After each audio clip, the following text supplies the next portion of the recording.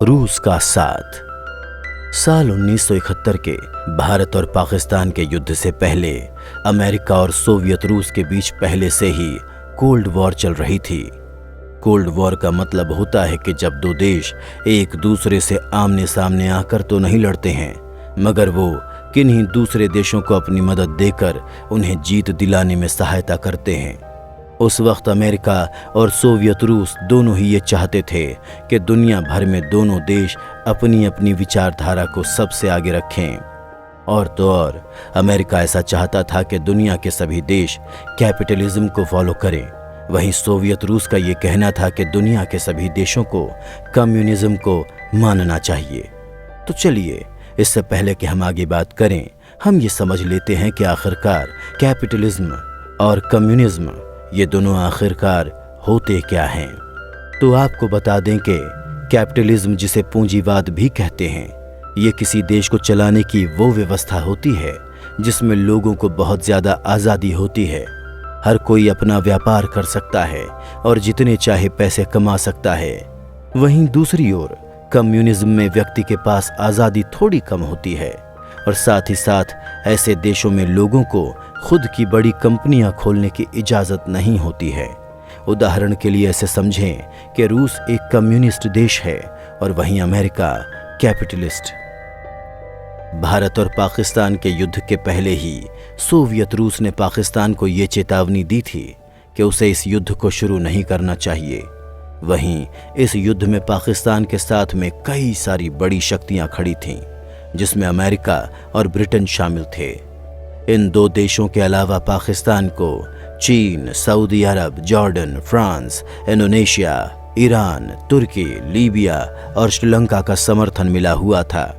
वहीं इसके विपरीत भारत के साथ सिर्फ और सिर्फ सोवियत रूस था। जब भारत ने पाकिस्तान के जवाबी हमले के लिए बड़ा हमला करना शुरू किया तो घबराकर पाकिस्तान ने अमेरिका से मदद मांगी, क्योंकि उस वक्त अमेरिका और पाकिस्तान के संबंध बहुत ही ज्यादा मजबूत थे। ऐसे में पाकिस्तान के मदद मांगने पर अमेरिका और ब्रिटेन ने भारत को रोकने के लिए अपनी नौसेना की एक बड़ी टुकड़ी भारत की ओर रवाना कर दी। 10 जहाज़ों का ये बड़ा नेवल ग्रुप तेजी से भारत की ओर बढ़ रहा था। ध्यान रहे कि उस वक्त अमेरिका दुनिया की सबसे ताकतवर नौसेना में से एक था और इसकी क्षमता परमाणु हथियारों को भी चलाने की थी। अमेरिका के साथ साथ यूनाइटेड किंगडम ने भी अपना aircraft carrier HMS eagle Bharat की ओर भेजना शुरू कर दिया और इस तरह से भारत को ये लग रहा था कि उसे 3 तरफ से हमला झेलना पड़ सकता था। जहां अरब सागर की ओर से यूनाइटेड किंगडम का हमला, बंगाल की खाड़ी में अमेरिकी नौसेना का हमला और ज़मीन पर तो पाकिस्तान के साथ जंग चल ही रही थी। इसके साथ साथ उस वक्त इस बात की भी काफ़ी संभावना जताई जा रही थी कि चीन भी भारत के ऊपर हमला कर सकता है। तब उस वक्त भारत ने रूस को अपनी दोस्ती के वादों को याद दिलाते हुए मदद करने के लिए संदेश भेजा और रूस ने तुरंत एक्शन लेते हुए 13 दिसंबर को अपनी एक बहुत बड़ी न्यूक्लियर वॉरशिप ब्रिटेन और अमेरिका के खिलाफ लाकर खड़ी कर दी। और उसने सभी देशों को इस बात की खुलेआम चेतावनी दी थी कि अगर किसी को भी भारत पर हमला करना है तो उससे पहले उसे रूस के साथ जंग लड़नी होगी।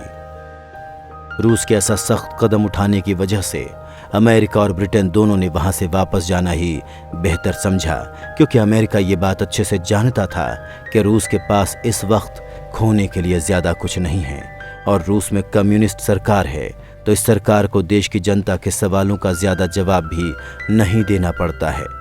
दूसरी तरफ अमेरिका में लोकतंत्र था, जिसमें अगर कुछ भी गड़बड़ होती तो जनता उस नेता को सत्ता से हटा देती।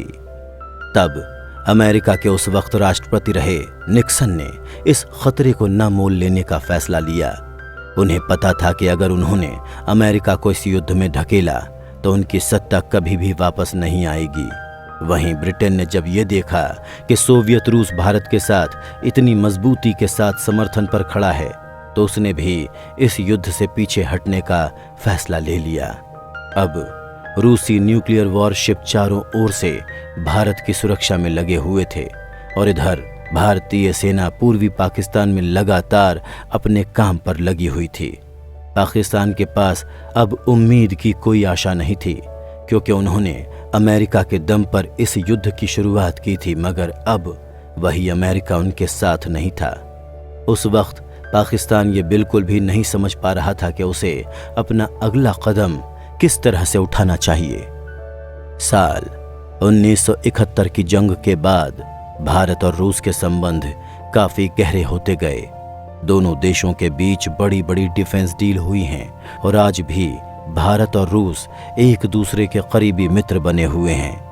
और अंत में भारत ने भी फिलहाल रूस के उस एहसान को चुका ही दिया जो रूस ने भारत के ऊपर सन 1971 की जंग के दौरान किया था।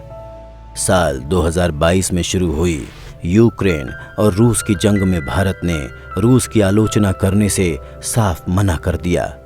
जहां दुनिया भर के देश आज रूस पर बड़ी बड़ी रोक लगा रहे हैं, वहीं भारत आज भी रूस से जरूरी सामान खरीद रहा है।